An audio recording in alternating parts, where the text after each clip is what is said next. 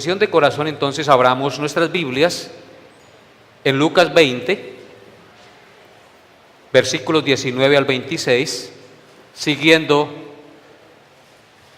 nuestro estudio expositivo del Evangelio de Lucas. Lucas 20, versículos 19 al 26. Este es el sermón número 97 de la serie del Evangelio de Lucas. Muy pronto llegaremos al sermón número 100. Lucas 20, 19 al 26. Leamos juntos esta porción de las Sagradas Escrituras. ¿Listos? Verso 19. Procuraban los principales sacerdotes y los escribas echarle mano en aquella hora, porque comprendieron que contra ellos había dicho esta parábola, pero temieron al pueblo. Y acechándole enviaron espías que se simulasen justos, a fin de sorprenderle en alguna palabra, para entregarle al poder y autoridad del gobernador. Y le preguntaron diciendo: Maestro, sabemos que dices y enseñas rectamente, y que no haces acepción de persona, sino que enseñas el camino de Dios con verdad. ¿Nos es lícito dar tributo al César o no? Mas él, comprendiendo la astucia de ellos, les dijo: ¿por qué me tentáis? Mostradme la moneda. ¿De quién tiene la imagen y la inscripción? Y respondiendo dijeron: de César. Entonces les dijo: pues dad a César lo que es de César, y a Dios lo que es de Dios. Y no pudieron sorprenderle en palabra alguna delante del pueblo, sino que maravillados de su respuesta, callaron. Amén. Aquí tenemos otro ataque de los enemigos del Señor contra el Señor Jesucristo. La predicación la he titulado Dios y el César. En este episodio que acabamos de leer de la vida del Señor Jesús en su ministerio terrenal, podemos ver dos cosas claramente, o dos escenas claramente. En primer lugar, podemos ver la astucia y la hipocresía de los enemigos de Jesús. Y en segundo lugar, podemos ver la gran sabiduría del Señor Jesús al responder a sus enemigos. De manera pues que en esos dos puntos, en esas dos divisiones, vamos a meditar en esta mañana.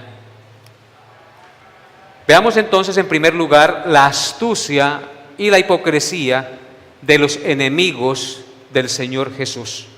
Versos 19 al 22. Fijen su mirada en el texto sagrado. Versos 19 al 22.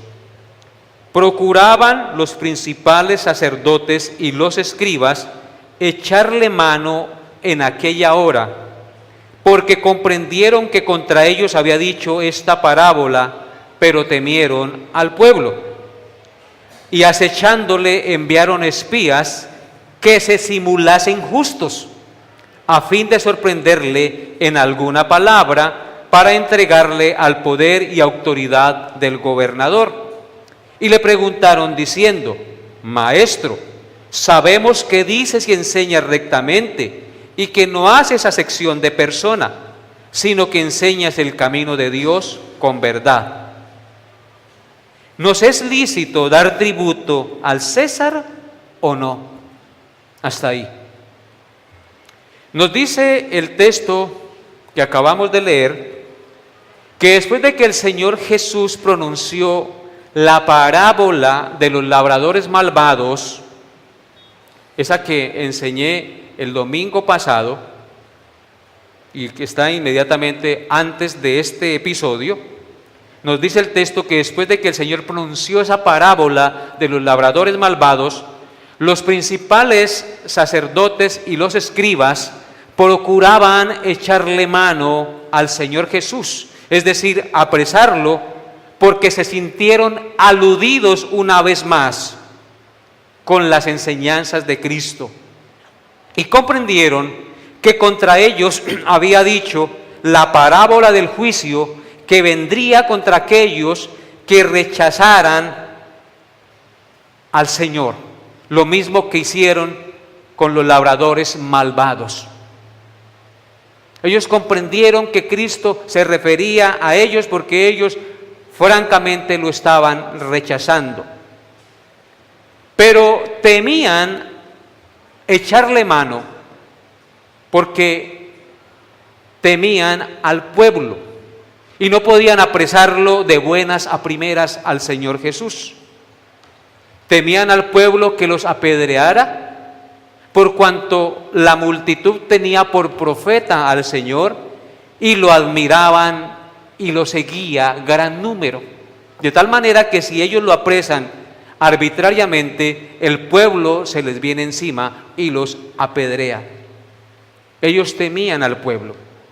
Dios protegió al Señor Jesús hasta tanto no fue la hora de ser entregado. Entonces, en primer lugar, estos enemigos del Señor utilizaron la astucia. La astucia porque se idearon un plan maestro para pasar desapercibidos entre la multitud y acecharlo, como dice el texto. A ver si decía alguna palabra para entregarle al poder y autoridad del gobernador romano, que en ese entonces era Poncio Pilato. Es decir, si el Señor decía alguna palabra, podían tener justificación legal para apresarlo y matarlo, pero esto tenían que hacerlo de manera encubierta. Y dice el texto que para esto enviaron espías que se simulasen justos delante de él. Noten lo que dice el verso 20, y acechándole enviaron espías que se simulasen justos a fin de sorprenderle en alguna palabra para entregarle al poder y autoridad del gobernador. Para eso entonces enviaron los espías. Un espía va como encubierto, que no se percibe fácilmente entre los demás. Estos espías que fueron enviados estaban compuestos, según el relato paralelo del Evangelio de Marcos, porque aquí no lo dice, por dos clases de personas. Estaban compuestos por fariseos y herodianos. Vaya conmigo, sin perder Lucas, a Marcos y comprobemos esta verdad. Marcos 12, verso 13. Marcos 12, verso 13. Sin perder el texto de Lucas. Marcos 12, verso 13 dice, y le enviaron, que es un pasaje paralelo, nos habla de lo mismo. Dice, y le enviaron algunos de los fariseos y de los herodianos para que les sorprendiesen en alguna palabra.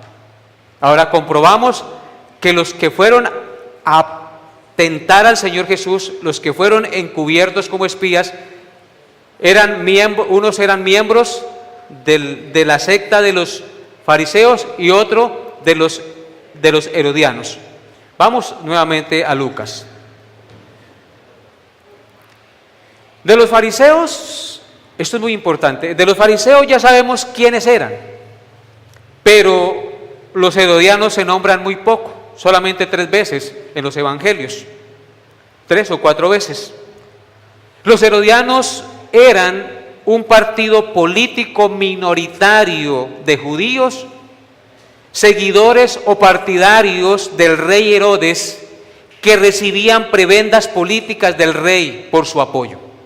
Siendo judíos, apoyaban al rey, que era el enviado de Roma para su control, Entonces ellos eran un partido minoritario político que apoyaba al rey, lo defendían, y ellos a cambio recibían prebendas políticas por su apoyo. Entonces, los fariseos y los herodianos eran enemigos políticos, porque los fariseos no estaban de acuerdo con el gobierno del imperio romano sobre ellos.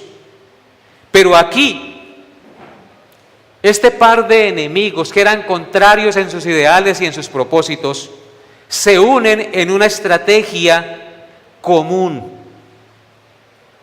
¿Para qué? Para entregar al Señor Jesús a la muerte.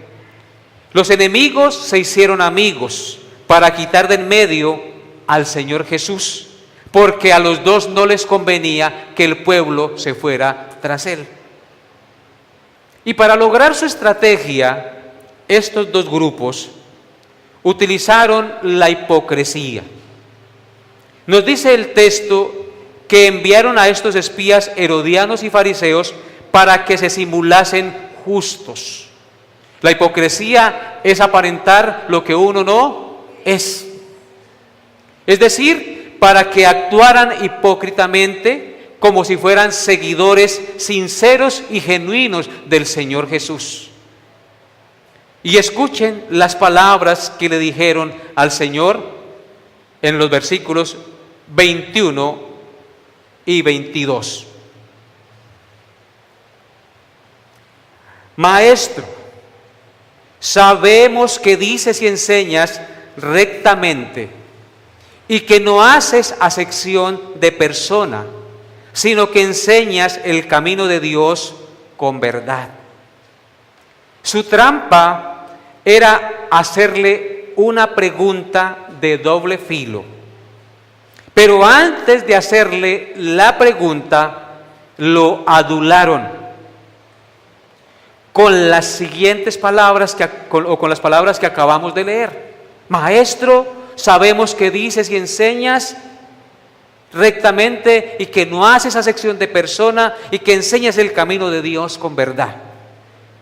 Todo esto que los espías, fariseos y herodianos dijeron del Señor era verdad, porque Dios realmente enseñaba, Cristo realmente enseñaba rectamente y no hacía acepción de personas, sino que enseñaba el camino de Dios con verdad. Él le predicaba y recibía aún a las prostitutas, a los borrachos, a cualquier tipo de persona. Él no hacía acepción de personas, ni hace acepción de persona. Y enseña rectamente la palabra de Dios. Todo eso que dijeron era y es verdad de Cristo. Pero no era sincero en sus labios y en su corazón. Era hipocresía. Ellos fingieron ser justos y estar de acuerdo con todo lo que hacía el Señor Jesús.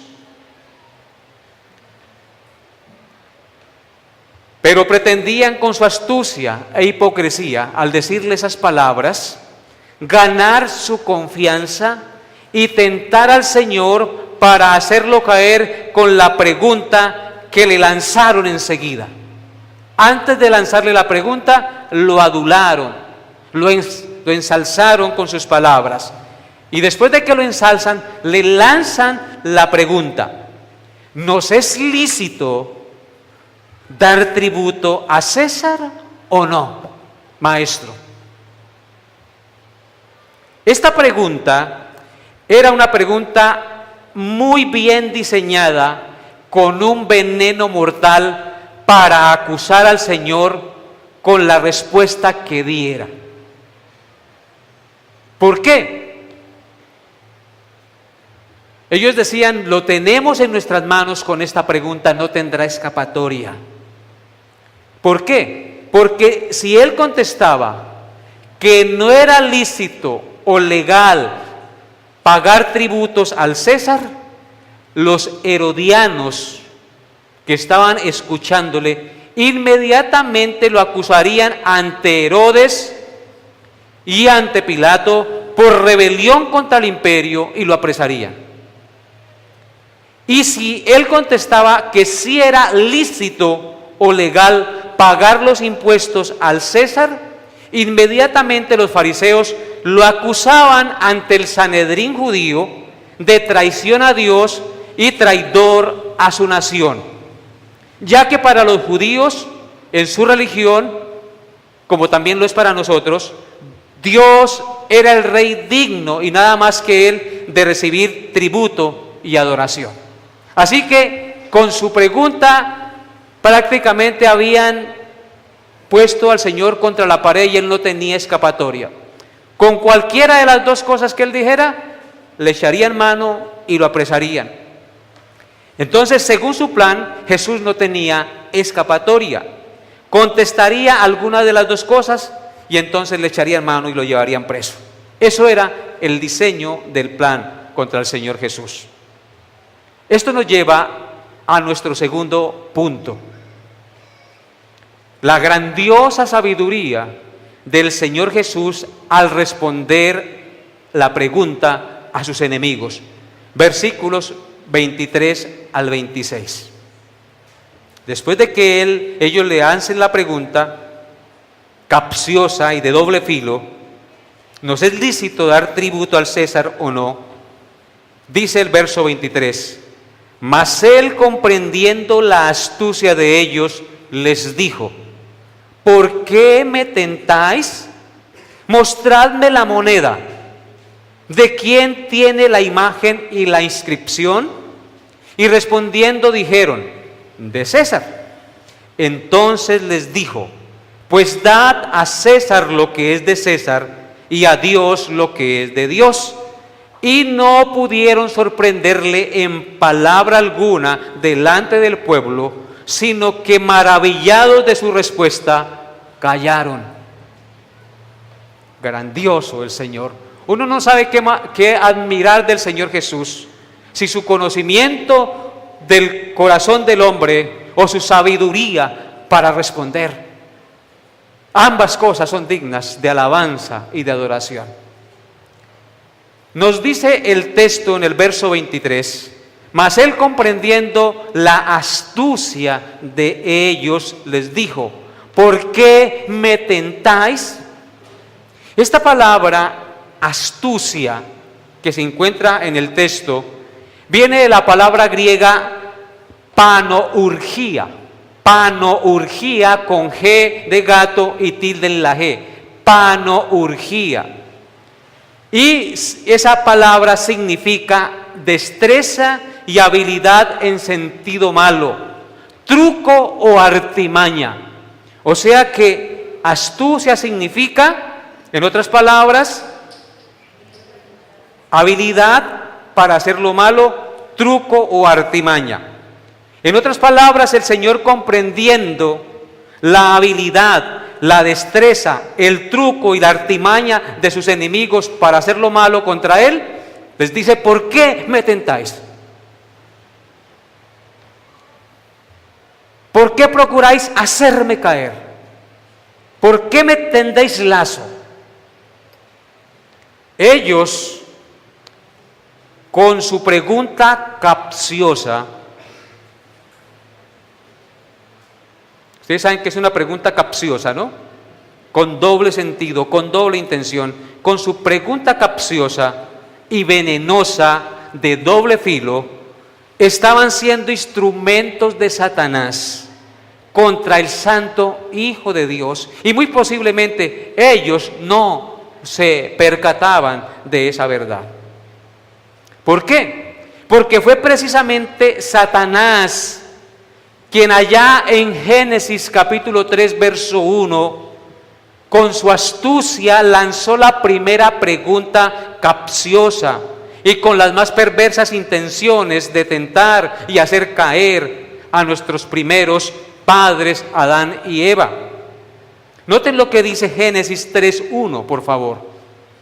Es la primera pregunta que encontramos en la Biblia y es una pregunta capciosa y viene de labios de Satanás.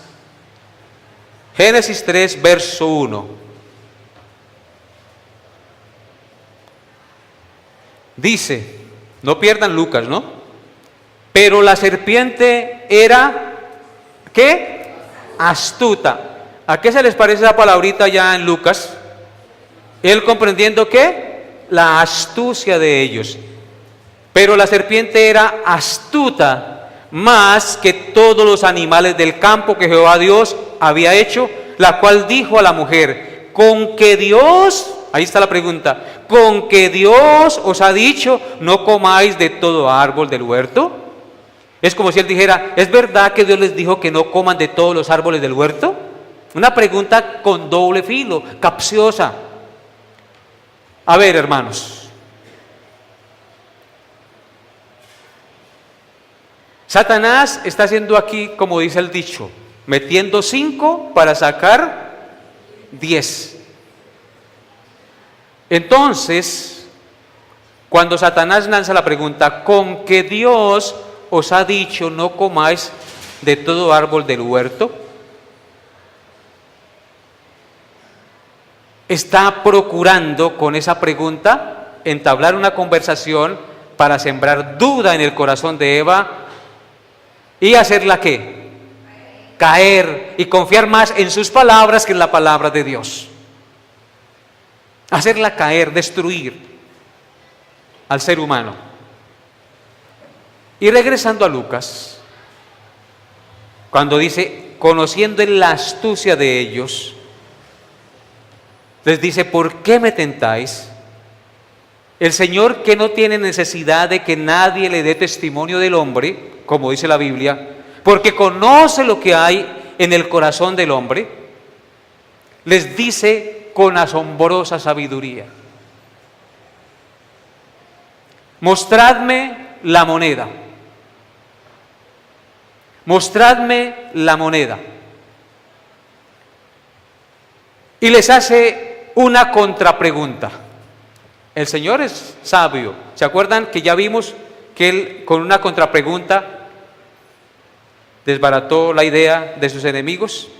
Les hace una contrapregunta. ¿De quién tiene la imagen y la inscripción la moneda? Y ellos, ¿quiénes son ellos?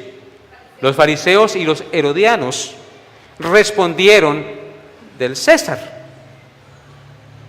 Pongan mucha atención, hermanos, porque hacía el Señor esto. El acuñar una moneda era señal de soberanía y control y autoridad en la antigüedad.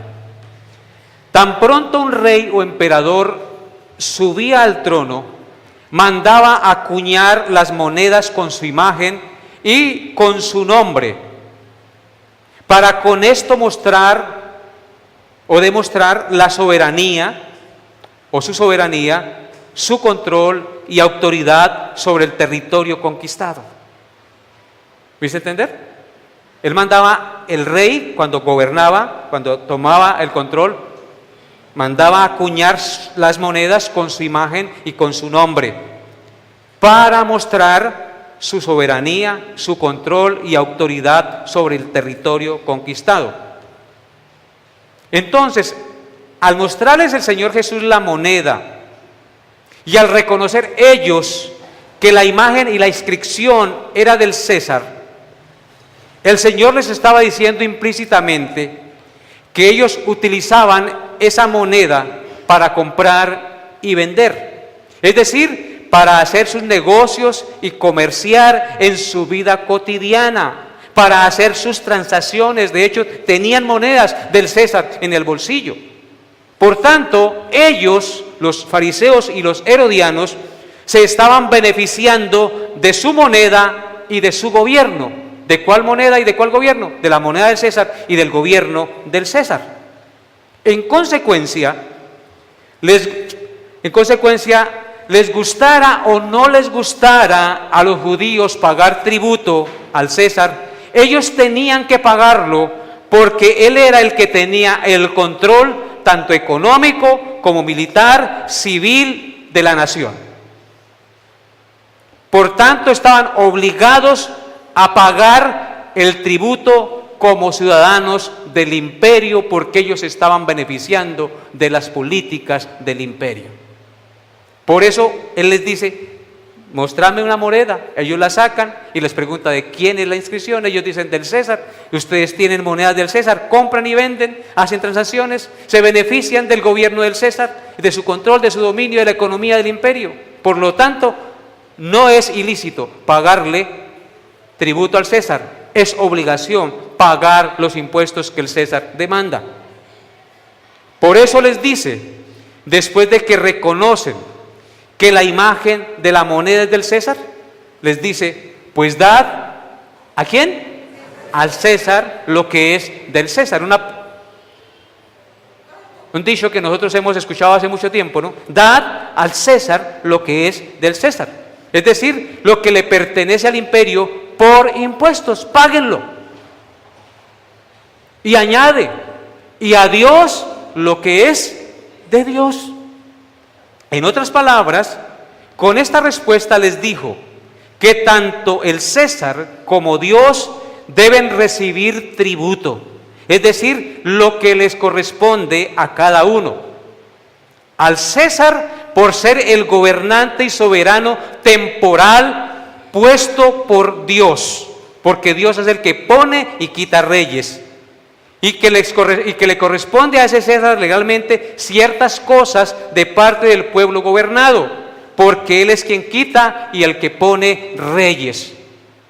Y a Dios hay que darle el tributo por ser el soberano celestial que ha acuñado o impreso su imagen y su semejanza en nosotros como nuestro creador. Por lo tanto, tanto el herodiano como el fariseo están obligados a darle tributo a su creador, porque él está por sobre todo. Entonces, hermanos, Dios, por ser el soberano, el creador, que ha acuñado o impreso su imagen y su semejanza en nosotros, es digno de recibir de parte de los hombres y de su pueblo el diezmo, las ofrendas, la obediencia, la alabanza, la gloria y el honor. ¿Cuántos dicen amén? Con esta sabia y maravillosa respuesta, el Señor hizo dos cosas. En primer lugar, Jesús maravilló y avergonzó a sus enemigos, porque no pudieron sorprenderle en palabra alguna. No pudieron lograr su objetivo, porque la respuesta que Él les dio era perfecta. Ellos creían que Cristo se iba a parcializar hacia una orilla, pero Cristo, ¿qué hizo? Dijo que las dos cosas eran lícitas hacerlas y debemos hacerlas en cualquier nación del mundo. En segundo lugar, no solamente Jesús maravilló y avergonzó a sus enemigos con su maravillosa respuesta, sino que el Señor estableció un principio espiritual para la iglesia que debe regir nuestras vidas, y también un principio universal. ¿Cuál es ese principio? Que todo cristiano, óiganlo bien, que todo cristiano tiene doble nacionalidad.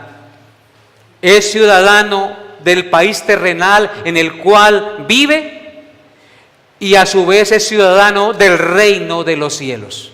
¿O no es así? Usted y yo somos ciudadanos de la patria Colombia, de nuestra patria Colombia. Pero al mismo tiempo, por haber creído en Cristo y haber sido objetos de su gracia, ahora somos ¿qué? Ciudadanos del reino de los cielos. Y como ciudadanos terrenales, tenemos obligaciones y deberes con nuestra nación y con nuestros gobernantes, gústenos o no nos guste, porque estamos siendo parte de la ciudadanía de una nación. Y como ciudadanos del reino de los cielos, tenemos obligaciones y deberes para con Dios, nuestro Creador y nuestro Salvador. Ese es el principio fundamental que Cristo enseña. Por eso su enseñanza es vigente para todos los tiempos. Su enseñanza no es temporal, sino atemporal. Y eso se ve hoy en todas las naciones del mundo. Y como cristianos mucho más debemos tener claro este principio, que hay que pagar los impuestos, que hay que ser ciudadanos responsables del país donde estamos viviendo, pero al mismo tiempo tenemos obligaciones para con el soberano Dios, el reino de los cielos, del cual ahora formamos parte por gracia y misericordia. Si no me quieren creer, vaya conmigo a Romanos 13, por favor. Romanos 13, versículos 1 al 7. Quiero que todos estén en este pasaje y lo miremos. Dice: sométase toda persona a las autoridades superiores. ¿Qué debe hacer toda persona? Someterse a las autoridades superiores. ¿Por qué razón? Porque no hay autoridad sino de parte de Dios, y las que hay por Dios han sido establecidas. De modo que quien se opone a la autoridad, a lo establecido por Dios resiste, y los que resisten acarrean condenación para sí mismos. Porque los magistrados no están para infundir temor al que hace el bien, sino al malo. ¿Quieres pues no temer la autoridad? Haz lo bueno y tendrás alabanza de ella, porque es servidor de Dios para tu bien. Pero si haces lo malo, teme, porque no en vano lleva la espada, pues es servidor de Dios, vengador para castigar al que hace lo malo. Por lo cual es necesario estarle sujetos, no solamente por razón de castigo, sino también por causa de la conciencia. Pues por esto pagáis también los tributos, porque son servidores de Dios que atienden continuamente a esto mismo. Pagad a todos lo que debéis, al que tributo, tributo, al que impuesto, impuesto, al que respeto, respeto, al que honra, honra. Amén. ¿Está claro o no está claro el principio? ¿Está de acuerdo el apóstol Pablo con el Señor Jesucristo? Claro que sí. Mis hermanos, tenemos deberes para con Dios y deberes para con los hombres, para con las autoridades establecidas, deberes para con nuestra familia. Nosotros lo que tenemos es deberes en este mundo, hermanos. Pero Dios provee para todo, porque como buenos ciudadanos, Dios nos dice que nos da todas las cosas en abundancia, para que las disfrutemos y para que nosotros abundemos en buenas obras y mostremos la gloria de Dios en nuestras vidas. Y ahora vaya a 1 de Pedro, capítulo 1, versos 13 al 17. Es 1 de Pedro 2, no es 1 sino 2, 13 al 17. Escuchen lo que dice: por causa del Señor, someteos a toda ¿qué? Institución humana, ya sea al rey como a superior, ya a los gobernantes como por él enviados para castigo de los malhechores y alabanza de los que hacen bien, porque esta es la voluntad de Dios, que haciendo bien hagáis callar la ignorancia de los hombres insensatos, como libres, pero no como los que tienen libertad como pretexto para hacer lo malo, sino como siervos de Dios. Honrad a todos, amad a los hermanos, temed a Dios y honrad ¿a quién? Al Rey. Amén. Bien, hermanos, tenemos entonces sustento bíblico para admitir que lo que dijo Cristo es verdad y trasciende el tiempo, la distancia y la historia. Para terminar, hermanos, miremos algunas aplicaciones prácticas de esto que leímos hoy, que estudiamos en esta mañana. Como cristianos debemos estar alerta para no dejarnos seducir de la adulación y la hipocresía, que fue lo que intentaron hacer con el Señor Jesús. Es un error suponer, óiganlo bien, es un error suponer que la persecución y los ultrajes son las únicas armas de que se vale Satanás para atacar a los hijos de Dios.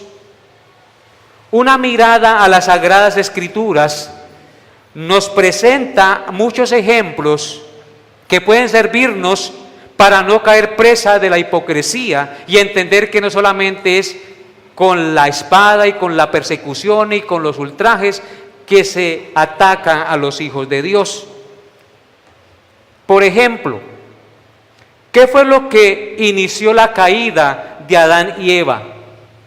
¿No fue una pregunta aparentemente amigable e inofensiva? Con que Dios os ha dicho, no comáis de todo árbol. Mucho cuidado, hermanos, con hacer preguntas capciosas, porque no es el modelo de Dios, es el modelo del diablo. Los fariseos y los herodianos tomaron el modelo del diablo para hacer caer al Señor Jesucristo. Nuestras preguntas deben ser directas y sinceras, no metiendo 5 para sacar 10. Amén. Porque estamos tomando el ejemplo del enemigo de Dios. ¿Qué fue lo que hizo que Sansón fuera derrotado por sus enemigos? No fueron los ejércitos de los filisteos, ni las espadas de sus enemigos. ¿Sabe qué fue lo que hizo caer a Sansón y ser derrotado por sus enemigos? El amor y las fingidas palabras de Dalila, su mujer filistea. Su adulación y sus palabras lo hicieron caer. ¿Qué motivó la caída y la desgracia del rey Salomón? No fue el poder de sus enemigos políticos, sino los halagos de sus mujeres paganas que lo desviaron del pensamiento de Dios y resultó haciendo cosas contrarias a la voluntad del Señor.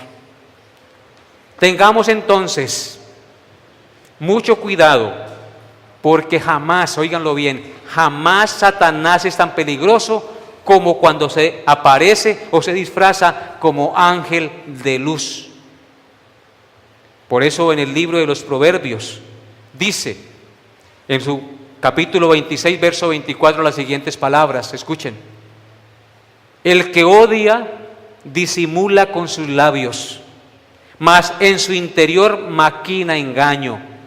Cuando hablare amigablemente no le creas, porque 7 abominaciones hay en su corazón. Eso está en Proverbios 26, 24 y 25. En segundo lugar, al observar y meditar en la inigualable y maravillosa sabiduría de nuestro Señor Jesús, somos atraídos y seducidos a adorarlo, a imitarlo y a rendirnos confiadamente ante sus pies. No hay otro hombre más sabio, más santo, más digno de adoración, de honra y de alabanza que nuestro Señor Jesucristo.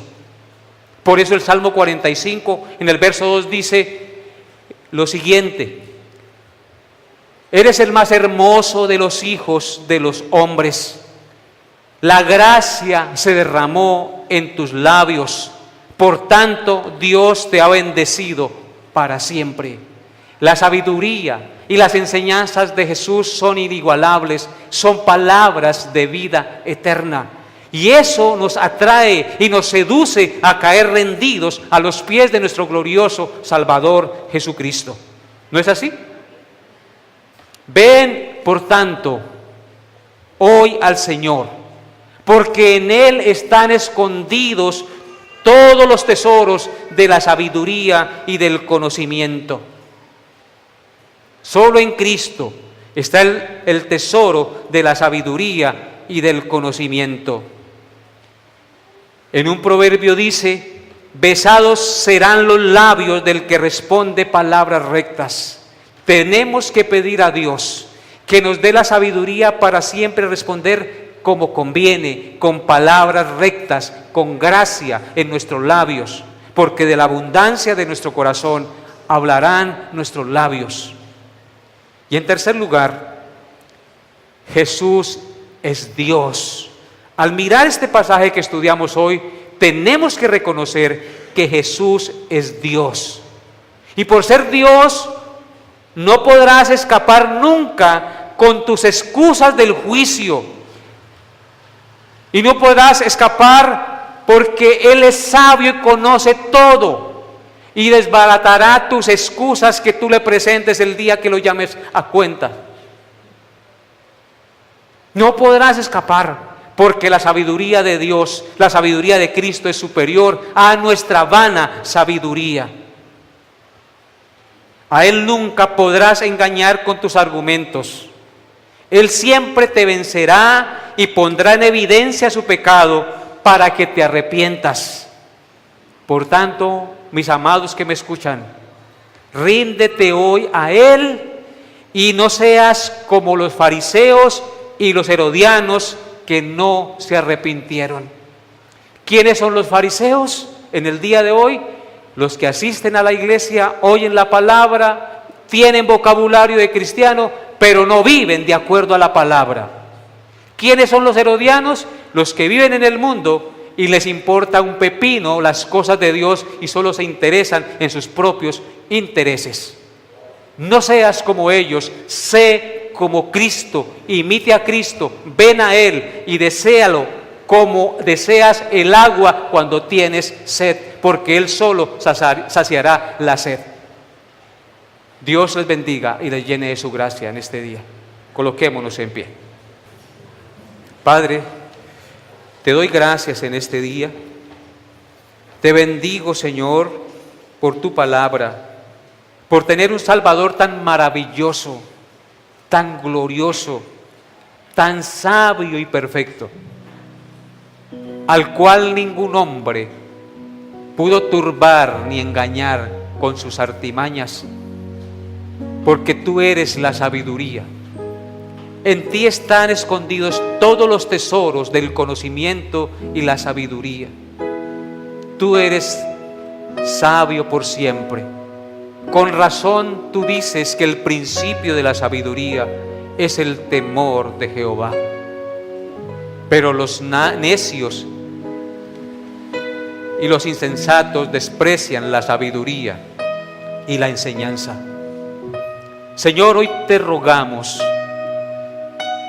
que tomes el corazón y la mente de todos los presentes y les hables, los transformes y les des el conocimiento de tu verdad para que lleguen a ser sabios y a poder vivir en este mundo justa, recta y sabiamente para gloria y honra de tu nombre. Y solo tú lo puedes hacer a través del conocimiento de tu palabra y de la fe en tu Hijo Jesucristo, por la impartición del Santo Espíritu en el que cree. Señor, habla y ministra hoy, transforma la mente y el corazón, porque solo tú puedes hacerlo, por eso te lo pedimos.